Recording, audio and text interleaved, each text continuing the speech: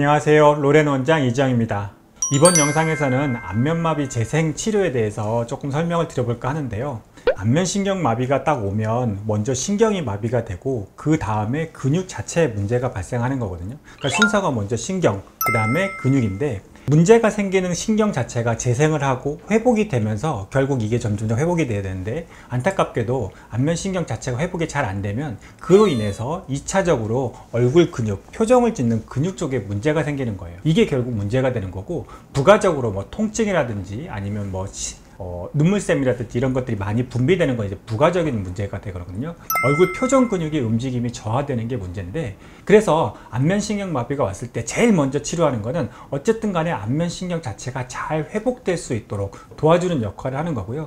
그 과정에서 안면 근육 자체가 잘 회복되라고, 그리고 회복되고 나서 표정이 비슷해지라고 하는 게 결국 도수치료라고 하는 거예요. 그렇다면 우리는 안면신경 자체를 회복시키는 거에 집중할 수 있는 치료가 있으면 참 좋잖아요. 근데 안타깝게도 그 치료가 그렇게 많지 않아요. 연구된 것도 많지 않고 이제 막 시작되는 단계라고 생각이 돼요. 그래서 이번 영상에서는 그 치료에 대해서 어떤 치료들이 도움이 되는지에 대해서 좀 설명을 드려볼까 합니다. 보통 안면신경 마비가 오면 양쪽 근육에, 안면 근육에 위축이 올 수 있어요. 지금 보시는 것처럼 이 왼쪽에 보이는 사진은 근육 자체가 두껍게 잘 정상적으로 보여주는 거고, 오른쪽은 이 근육이 두꺼운 근육, 다시 말해서 이 까맣게 보이는 부분이 안 보이고 변형이 오고, 그 다음에 근육 자체가 위축이 온 상태를 보여주는 거예요. 근육이 작아지고, 내가 안면마비 온 쪽은 신경이 무너지면서 그 신경으로 인해서 근육이 계속해서 자극을 줘야 되는데 그 자극이 잘 안 되니까 근육 자체가 변성이 오고 그 근육이 점점 작아지는 거예요.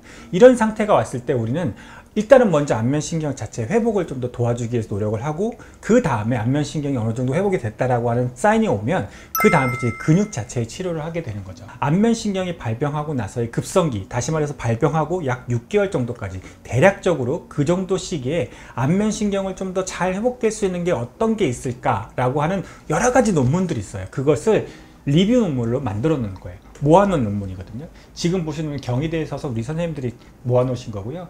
여기에 따르면 여러 가지 약물들을 사용해 볼 수 있다, 동물 실험에서 입증이 돼 있다라고 얘기를 하고 있습니다. 잘 아시죠? 우리 발병하고 나면, 안면신경이 나면 무조건 스테로이드를 먼저 먹어야 된다라고 얘기하잖아요. 그래서 첫 번째가 스테로이드를 먹고 나면 처음에 안면신경 나서 염증 반응이라든지 붓기나 이런 것들이 빠지면서 신경이 좀 더 빠르게 회복될 수 있게 도와준다라고 알려져 있고, 실은 유일하게 우리가 안면신경 마비가 됐을 때 제일 먼저 치료하는 방법, 그리고 우리 의사들끼리 이 방법은 무조건 치료해야 됩니다 라고 약속되어 있는 치료는 실은 이 스테로이드 치료밖에 없어요. 나머지 치료들, 이 스타틴이라든지 멜라토닌이라든지 성장 호르몬들은 동물 실험에서 신경 손상 이후에 이런 약들을 투여했고요, 또는 발라주거나 그런 국소적으로 여러 가지 적용을 했을 때 안면 신경 자체가 회복되는데 조금 더 도움이 됐더라 라고 하는 정도의 수준에서 아직까지는 연구가 돼 있는 거예요. 그 약들이 좀 더 보면, 이 스타틴 계열들은 뭐냐면, 우리 콜레스테롤 높으신 분들 약 먹는 게 있어요. 심바스타틴이라든지 여러 가지 그 약들이 있는데, 그 약들이 염증 자체를 조금 가라앉혀주고, 그 다음에 말초신경이 손상 후에 신경의 두께라든지 성장 인자들이 증가되는데 좀 도움이 된다라고 동물 실험에서 알려지고 있고요.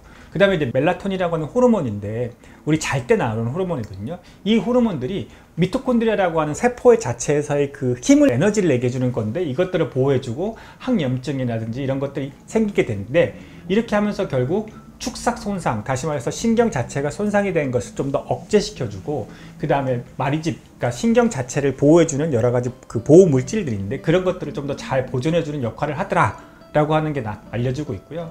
다시 말해서 신경이 무너졌을 때 그 신경이 좀 더 잘 재생이 될 수 있게 도와주더라 라고 얘기를 하고 있어요. 스테로이드 이외에 나머지 스타틴이라든지 멜라토닌, 성장 호르몬 이런 것들 다 사용을 하고 있어요.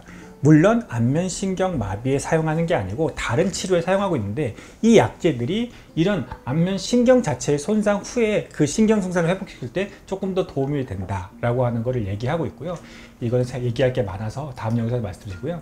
그 다음에 또 다른 약제들이 뭐냐면 비타민 B12라고 해서, 이게 뭐냐면 우리 마늘주사라고 혹시 들어보셨어요? 우리 운동선수들이 되게 힘들게 막 운동하고 나면 몸이 힘들고 다운되잖아요. 피로나 이런 것들이 쌓이게 되는데, 그 피로 회복제를 위해서 저희가 비타민 B12라고 하는 수액주사를 많이 먹는데, 이게 맞고 나면 마늘 냄새가 확 나요. 그래서 마늘주사라고 하는 별명이 붙어 있는데, 몸이 힘들거나 피곤할 때 이 주사를 맞으면 피로회복에 도움이 많이 되거든요. 그래서 이 비타민 B12도 도움이 될 수 있을 것 같다라고 얘기를 하고 있고요.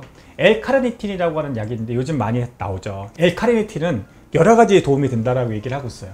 운동 수행 능력도 향상시켜주고 혈액순환도 개선시켜주고 뇌세포에 필요한 에너지도 공급해주고 피로도 도와주고 그 다음 면역력도 강화시켜주고 굉장히 좋은 효능들을 발휘하고 있는데, 그래서 영양제로도 많이 나오고 있거든요. 이 L-카르니틴이 손상 후에 신경을 회복시켜주는데 조금 더 도움이 되더라 라고 얘기를 하고 있어요. 그 다음에 이제 은행잎 추출잎, 그 다음에 진코민이라고 보통 얘기를 하는데, 이게 언제 사용하는 거냐면 혈류 개선할 때, 우리 뇌졸중이나 이렇게 혈류가 막혔을 때 이게 좀 더 잘 회복되고 피가 잘 돌아오고 더 깨끗해지라고 해서 많이들 드시는 약이거든요. 그래서 이 진코민이 이것도 혈류 개선을 통해서 우리 신경이나 이런 것들도 도움이 좀 되더라. 그 다음에 신경에서 근육으로 신호를 전달하는 데서 조금 더 도움이 되더라 라고 얘기를 하고 있어요. 그래서 진코민이라고 하는 은행잎 추출물도 신경 손상 후에 회복하는 데 좀 더 도움이 될 수 있을 거라고 예상이 되고 있고요. 코엔자임 Q10, 니모디핀, 그 다음 오존, 이런 것들도 마찬가지로 안면신경 손상 후에 도움이 될 수 있을 거다라고 얘기를 하고 있어요. 코엔자임 Q10이라고 하는 것도 이것도 영양제로 많이 드시는 거거든요. 이 미토콘드리아 기능을 보호해서 우리 보호하는 두께 자체를 증가시켜주고 신경의 세포수들을 증가시켜주는 역할을 하고 있더라 라고 얘기를 하고 있고요. 니모디핀이라고 하는 거는 이게 혈압약이에요. 이 칼슘 채널 블로커라고 해서 칼슘 채널을 억제하는 건데, 이것도 하고 나면 안면 신경의 재생 자체를 촉진시켜 준다라고 동물 실험에서 나타나고 있어요. 그 다음에 오존은 잘 아시다시피 살균이나 소독에 좀 많이 사용하는 거거든요. 이 오존도 우리 얼굴의 부종이나 이런 거 감소시켜주고, 그 다음에 신경 자체에 손상됐을 때 그 손상 정도를 좀 낮춰주면서 회복을 좀 더 촉진시켜주는 역할을 하는 것 같다 라고 얘기를 하고 있어요. 이런 약들은 기존에 이미 다 사용하고 있는 약들이에요. 근데 이 약들이 정말 신경 손상 후에 재생을 도와준다라고 하는 명확한 근거를 아직까지는 저희가 밝혀내지 못했어요. 다만 동물 실험에서 이게 정말 이런 작용들을 할 수 있을 것 같아 라고 하는, 다시 말해서 초창기 연구 단계라고 할 수 있습니다. 그래서 이런 약제들을 사용할 수 있다라고 얘기를 하고 있는 거고, 앞으로 기대가 되는 약제들이고요. 항바이러스제는 요즘 많이 먹고 있죠. 람사이 헌트 신드롬이라고 해서 헤르페스 조스터라고 하는 그 바이러스에 의해서 나타난 벨마비균, 헤르페스 조스터에 의한 안면신경 마비가 있을 때는 당연히 이 약을 드셔야 되는 걸로 안내되고 있습니다. 우리는 지금 당장 필요한데 이 약들을 어떻게 사용할 것이냐를 참 아직은 저희가 얘기를 많이 나눠 봐야 될 거라고 생각이 들거든요. 빠른 시간 내에 이런 좋은 약제들이 안면신경 손상 후에 쓸 수 있는 약제로 개발되었으면 하는 바람을 갖게 됩니다. 안면신경 마비 후에 초기에 어떤 약들을 사용해 볼 수 있는지 지금 여러 가지 연구가 되고 있다는 것을 말씀드리려고 이번 영상을 찍게 되었고요.